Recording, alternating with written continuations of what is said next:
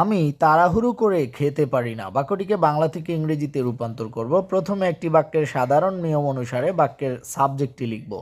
এই বাক্যের সাবজেক্ট হচ্ছে আমি লিখে নিয়েছি আই।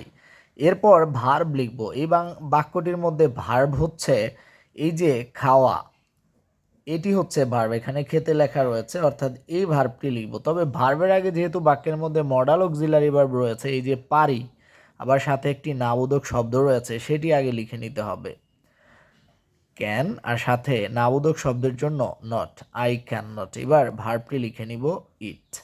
মডাল অক্সিলারি ভার্বের পর মূল ভার্বের বেস ফর্ম লেখা থাকে বা লেখে। এরপর আমরা যেই কাজটি করব সেটি হচ্ছে তাড়াহুড়ো করে এর ইংরেজি লিখব আমরা। তো এটির ইংরেজি আমরা একটি ফ্রেজের মাধ্যমে চমৎকারভাবে প্রকাশ করতে পারি, ইন আ হারি।